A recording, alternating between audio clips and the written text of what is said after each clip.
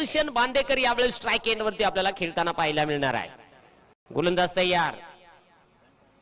या बाप्पा रे बेकार घुमायला घुमायला तो बेकार फलक.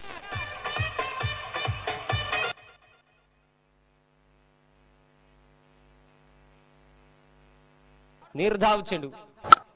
यावेळेस केलं हो फटका पुन्हा एकदा. तो बाप्पा सख्याला आधार दे तुक्याचा बाजार. यावेळेस हो फटका बेकार खवा वर करून करून खवा शॉट.